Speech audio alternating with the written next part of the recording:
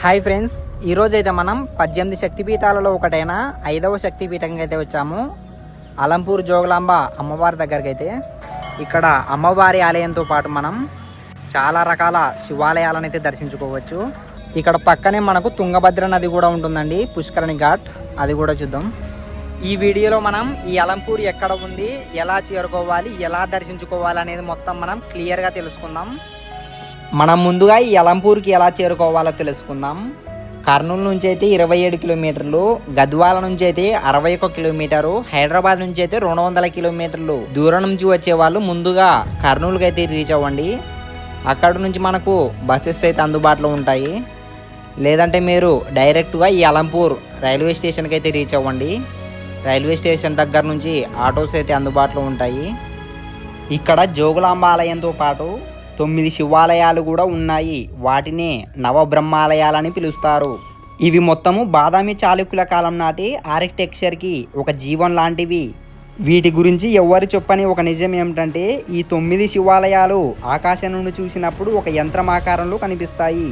యోగిని శక్తి, శైవ శక్తి కలిపి ఒక గుప్త క్షేత్రంలా రూపొందించేలా దేవాలయాలను ఉంచారన్నదే స్థానిక పండితుల యొక్క రహస్య నమ్మకం. ఈ అలంపూర్లో ఉన్న దేవాలయాల విగ్రహాలను మొఘలులు దండయాత్ర చేసి మొత్తము ఇలా రాతి కుప్పలుగా మార్చారు. చూడండి, ఒక నందీశ్వరుని విగ్రహం తల భాగం లేకుండా ఎలా విరగొట్టేశారో. ఆలయానికి వెళ్తున్న ఎంట్రన్స్లోనే మనకు పక్కనే ఒక గుడి అయితే ఉందండి. ఇది చాలా వరకు లోపలికైతే వెళ్ళిపోయింది ఆలయం మొత్తము. చూద్దాం ఎలా ఉంటుందో.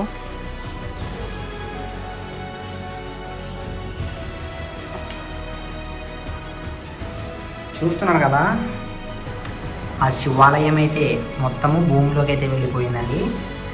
అయినా కూడా మనకు ఇక్కడ పూజలు అయితే జరుగుతున్నాయి. పదండి, జోగులాంబ అమ్మవారి దర్శనానికి అయితే వెళ్దాం. చూడండి, ఇక్కడ మనం చూసిన ఆలయం మొత్తము భూమి లోపలికైతే వెళ్ళిపోయింది. ఇప్పుడు మనం చూస్తున్నది శ్రీ జోగులాంబ అమ్మవారి దేవస్థానం అండి.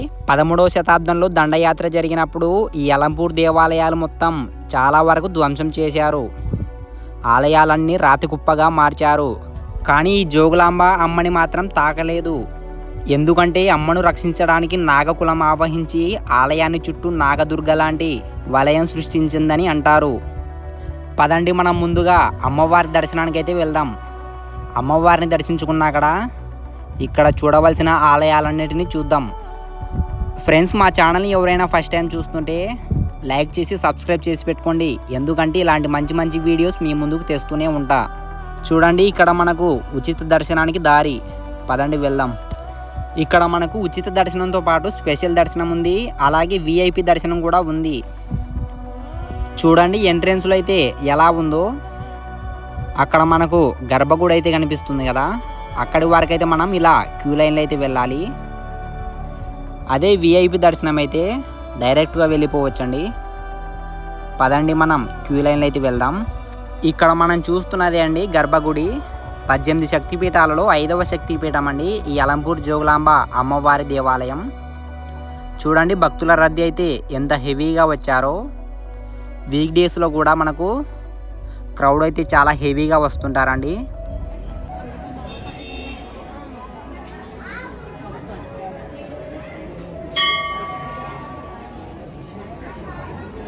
గర్భాలయంలో మనకు వీడియోస్ అయితే అసలే అలో ఉండదండి.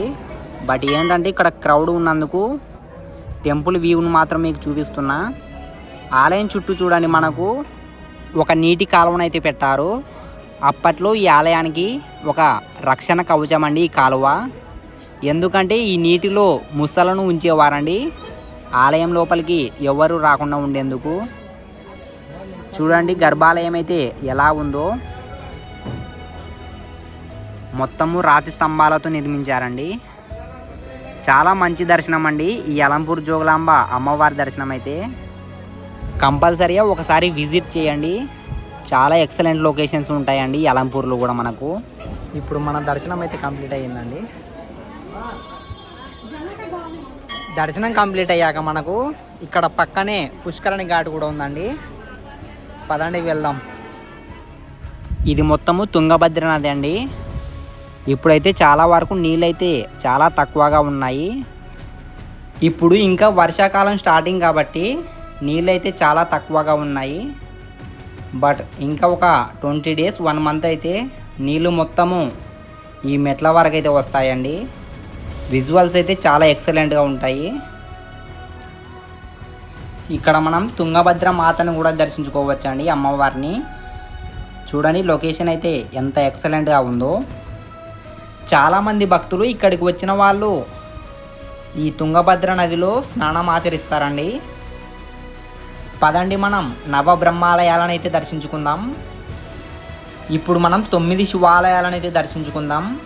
చూడండి ఆ శివాలయం అయితే ఎలా ఉందో. మొత్తము పురాతనమైన ఆలయాలండి ఇక్కడ మనకు. చూద్దాం లోపలికి వెళ్ళి.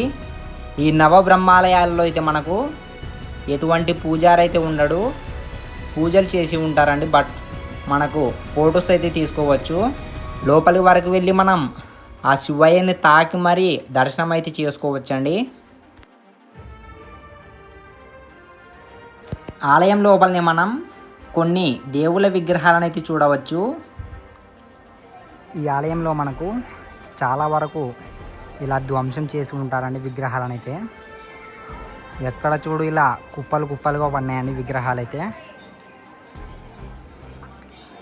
చూడండి ఎంత మంచి విగ్రహము, నందీశ్వరుని విగ్రహం. తల భాగం కాటికి ధ్వంసం చేశారండి. ఇప్పుడు మనం 2వ శివాలయాన్ని అయితే దర్శించుకుంటున్నామండి. ఈ శివాలయం అయితే చాలా చిన్నదిగా ఉంది. పదండి వెళ్దాం ముందుకు. ఇక్కడ మనం ఈ శివాలయాల్లోనే ఒక దర్గా అయితే కనిపిస్తుంది. చూడండి ఒక హిందూ దేవాలయంలోని మనకు ఒక దర్గా అయితే ఉందండి.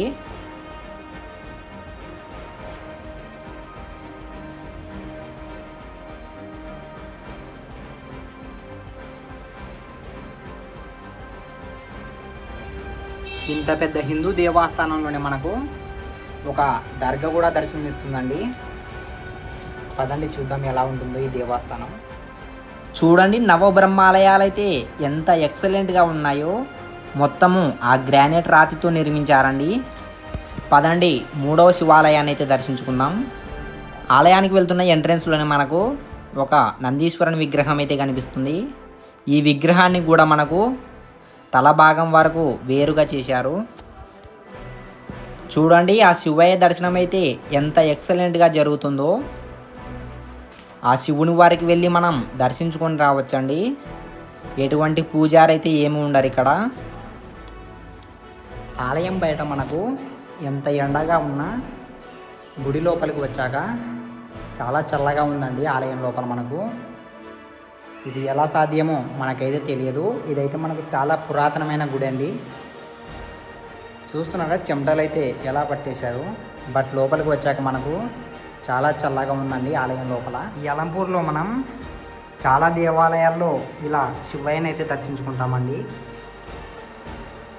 అలంపూర్కు వస్తే మనం ఆ శివయ్యని అయితే చాలా అద్భుతంగా దర్శించుకోవచ్చు. చూడండి ఇక్కడ ఎలా ధ్వంసం చేశారో. మొత్తము ధ్వంసం చేశారండి విగ్రహాలనైతే.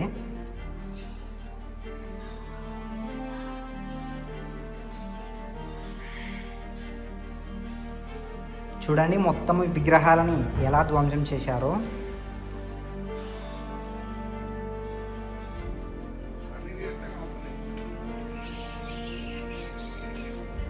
ఇక్కడ మనం యువతల విగ్రహాన్ని అయితే చూస్తున్నాం కదా. ఇక్కడ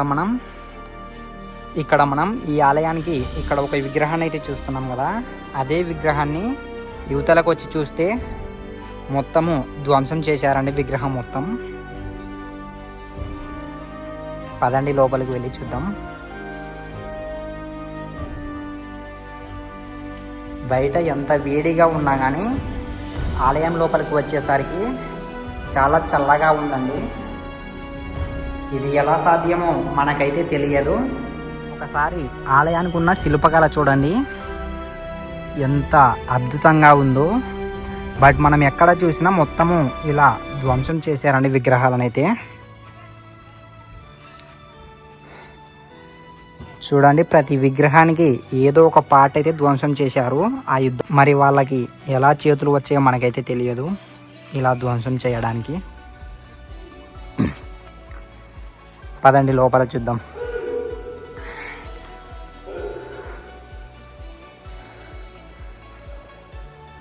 ఓం నమ శివాయ. ఎలా ఉందండి వీడియో? ఇంతవరకు చూసారంటే నచ్చిందే అనుకుంటున్నా. సో నచ్చినట్లయితే తప్పకుండా లైక్ చేసి సబ్స్క్రైబ్ చేయండి. అలాగే మీకు ఈ వీడియో మీద ఏమైనా డౌట్స్ ఉంటే కామెంట్ చేయండి, నేను రిప్లై ఇస్తాను. ఈ అలంపూర్లో మనం ఇంతవరకు చూసిన ఆలయాలతో పాటు కొన్ని ఆలయాలు అయితే ఉన్నాయి, వాటిని కూడా చూద్దాం.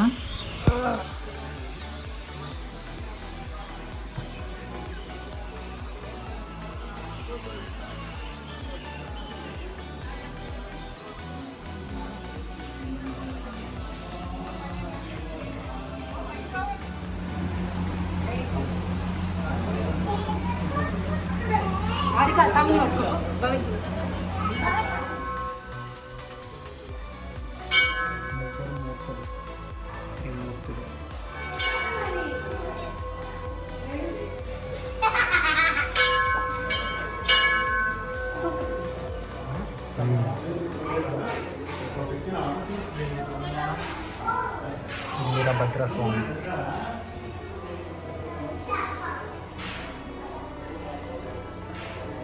ఈ ఆలయంలో మనం చాలా పురాతనమైన విగ్రహాలను అయితే చూడవచ్చండి.